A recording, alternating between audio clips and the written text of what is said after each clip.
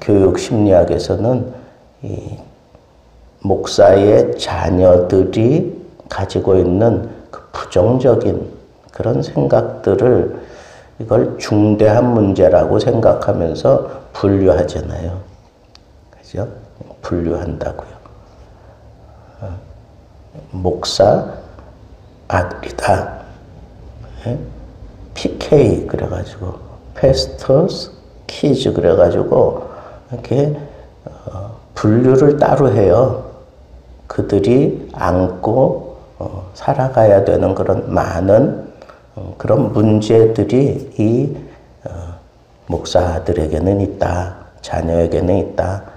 그렇게 인정하고 그걸 그렇게 그런 시각에서 보는 거죠.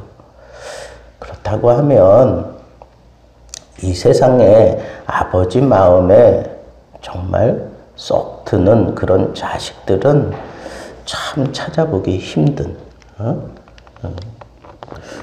그런 삶이 우리들의 삶의 모습이다라고 얘기할 수밖에 없는데, 여러분 엘리의 두 아들 홈니와 비느하스 경우에는 엘리가 제대로 잘 가르치지 못했어요. 그리고 그 아들들이 제대로 사역을 안 할 때에 또 못할 때에 또 곁길로 나가서 잘못하고 있을 때 엘리는 잘 교육을 시키지 못했기 때문에 나무라지 못했어요. 왜 그리 했느냐? 너희들 이런 안 좋은 소문이 내 귀에 들리는데 왜 그런 일을 했느냐? 그렇게 하지 마라. 이게 다였어요. 엘리가 두 아들 홈니와 비느하스에게 하는 그런 어찌 보면 교육 부재였어요.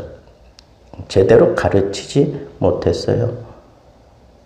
그런데 오늘 여기 사무엘의 두 아들, 이 사무엘의 두 아들이 정말 사무엘을 따라 잘 할 것을 기대했는데 어떻게 보면 더 나빠요. 왜냐하면 그 아들들이 자기 아버지, 그러니까 사무엘의 행위를 따르지 아니하고 요 문장 속에는 사무엘을 통해서 이 두 아들은 열심히 배웠다는 거예요. 그러니까 지식적으로만 습득한 게 아니고 아버지가 하는 것을 그 현장에서 다 봤다는 거예요.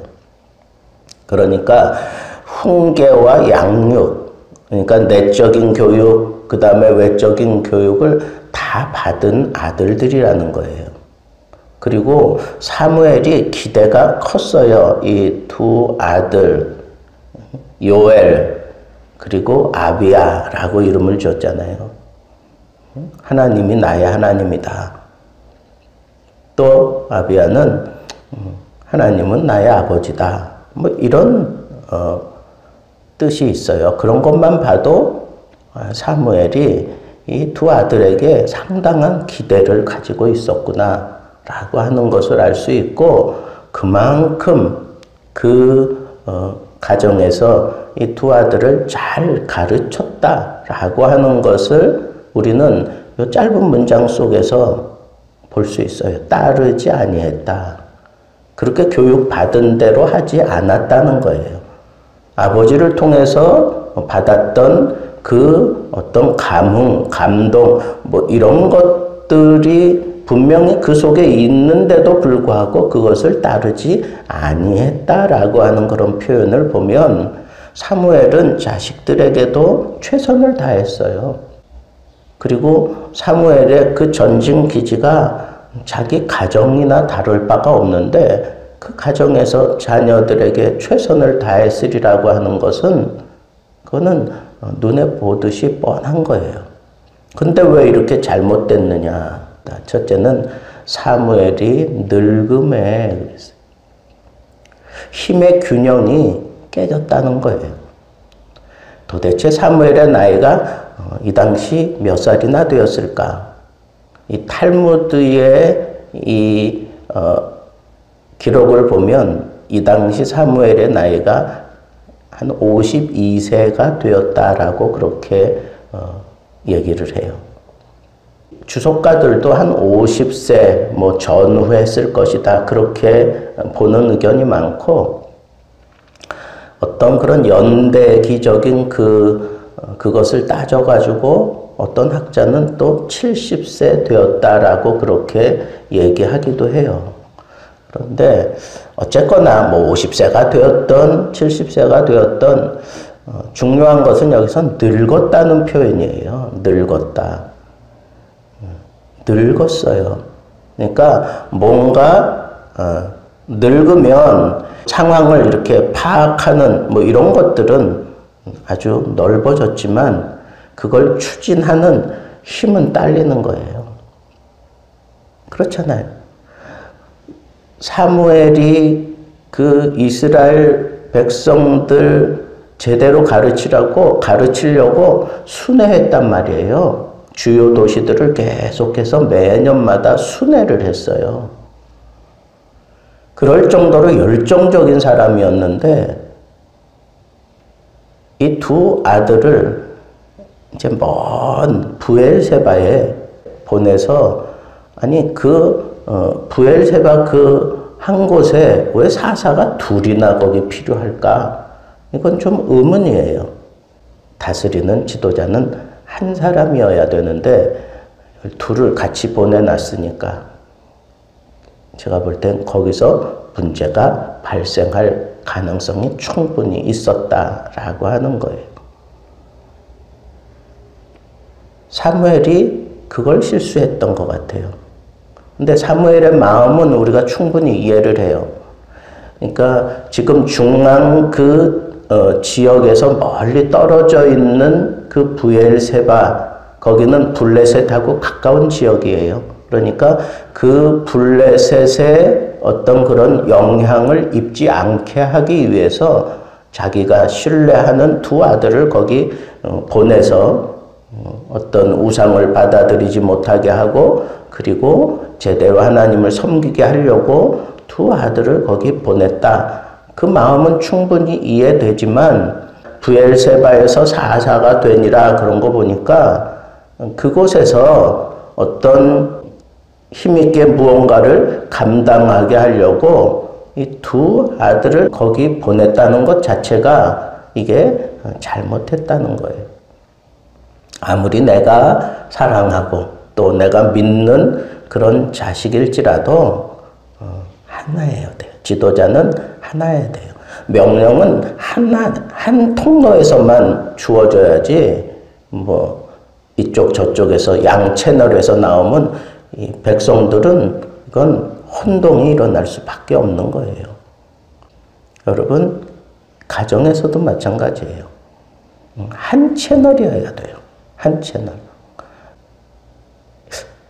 두 번째는 이 자식들이 이익을 따라 뇌물을 받고 판결을 굽게 했다 한 거 보니까 어찌 보면 교육은 했지만 실생활에서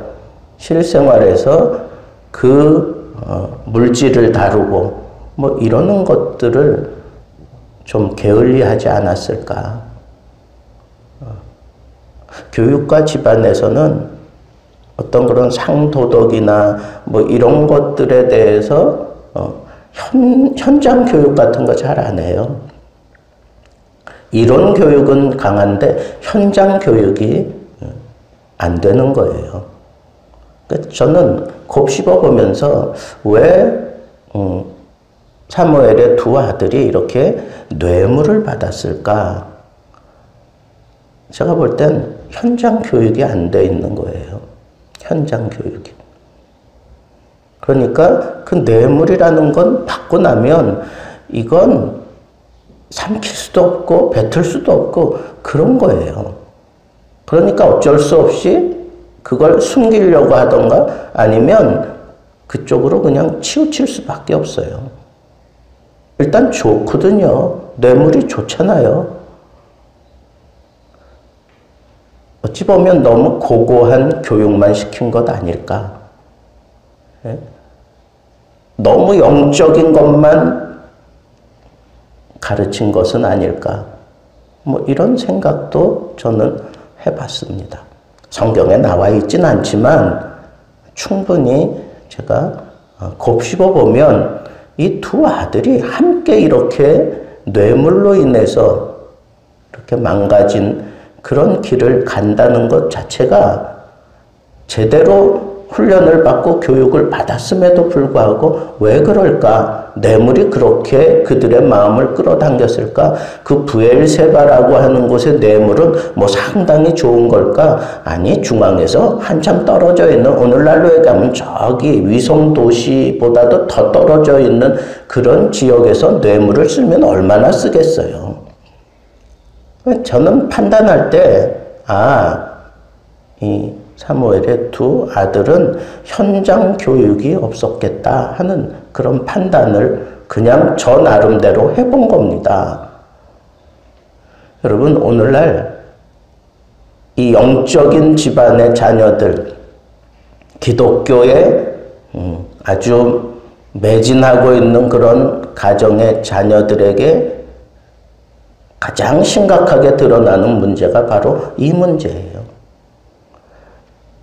PK에게, 그러니까 목사 자녀들에게 있는 가장 큰 괴리감이 뭐냐 하면 아버지에게서 배운, 가정에서 배운 것하고 현장에서 배우는 거하고 이게 엄청난 갭이 있다는 거예요.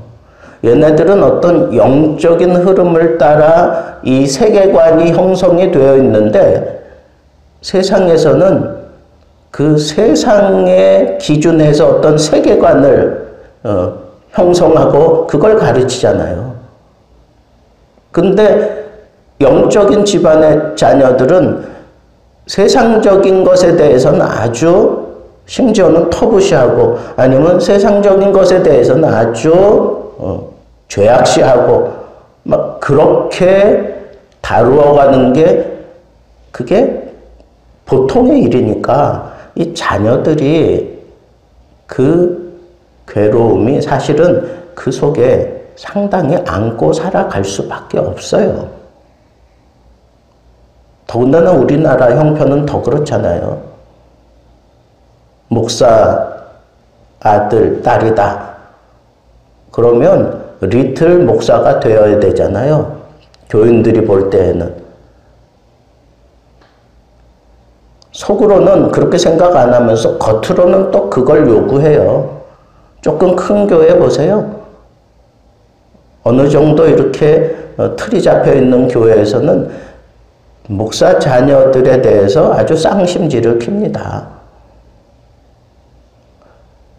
여러분, 그 심각한 그런 상황 속에서 자라나는 아이들은 정말 따로 교육을 좀 시켜야 될 필요성이 있어요. 기독교 세계관하고 세상적인 세계관 이런 것들을 분명하게 가름하고 그리고 그걸 어떻게 또 처리해 나가고 그걸 만들어 가야 되는지 이 PK들에게는 이게 절실하게 필요한데 그거 하는 교육기관이 있습니까? 없어요. 선교사의 자녀들은 뭐 특별히 조금 신경을 쓰고 뭔가 좀 하려고 해요. 왜? 거기는 아주 여실히 드러나잖아요. 지역이 다르고 문화가 다르고 뭐 그러니까 아이들이 겉으로 막 그런 괴로움 겪는 게 눈에 보이지만 이 현장에서 우리 삶의 현장에서 PK들은 그런 거 표현도 못하고 그런 관심조차 없어요. 누가 관심을 가져줍니까? 목사 아들이라면 당연히 이래야 되고 목사 딸이라면 당연히 이래야 되고 이런 것만 제시하고 그것만 억압하지 그걸 가지고 억압하지 그걸 정말 소중하게 생각하고 가르치는 사람이 있습니까? 이게 문제라는 거예요. 그래서 그런 훈련이 없었어요. 그런 훈련이. 그래서 뇌물을 받았을 때 이게 뇌물이 좋아서보다는 이걸 막상 어떻게 처리해야 되는지 몰랐을 것 같아요. 제가 생각할 땐. 그리고 그걸 나도 모르는 사이에 받아 쥐고 보니까 이거 뱉을 수도 없고 삼킬 수도 없고 이런 심각한 상황이 이 두 아들에게 생겼으리라 하는 생각이 드는 거예요. 그리고 오늘 본문에는 그런 게 나오지 않지만 우리 내일 살펴보겠습니다. 이런 실수, 이런 잘못된 이런 것들을 그걸 사무엘이 극복하는 데 있어서 처음부터 끝까지 사무엘은 자기의 실수를 기도로 시작해서 기도로 맞춰요. 그리고 극복해냅니다. 이 두 아들에게는 그런 자세가 없었어요. 기도라도 하면 뭔가 풀어질 어떤 통로가 생겼는데 이 두 아들에게는 일을 추구하는 데는 말하지만 기도하는 데는 전혀 먹통이었고 그리고 훈련도 제대로 되지 않았고 그리고 아버지가 늙었기 때문에 어쩌면 그 틈바구니를 타고 사탄이 역사했다고 그렇게 생각할 수밖에 없습니다. 여러분, 이 세상에 내 뜻대로 내가 내 속을 통해 태어난 자식이라고 내 뜻대로 되지 않습니다. 나는 늙어가고 그리고 분명한 이 갈등이 일어날 수밖에 없는 이 격돌하고 있는 이 두 세계관 속에서 신음하고 있는 자녀들에게 제대로 된 교육이 필요하고 그리고 실수했을 때 기도로 이겨냈던 사무엘처럼 자식들에게도 이 기도 교육이 정말 필요하다라고 하는 이 사실을 아비된 우리들이 가슴에 담고 우리 교회 교육이 이런 바른 교육 그리고 세상을 통치할 수 있는 그런 교육이 우리 예수 등대 교회의 교육관이 되고 교육이 시행됨으로 인해서 정말 하나님의 뜻을 이루어 갈 수 있는 아주 걸출한 자식들이 우리 후세대가 많이 양성되게 되기를 우리 주님의 이름으로 축복합니다. 기도하겠습니다.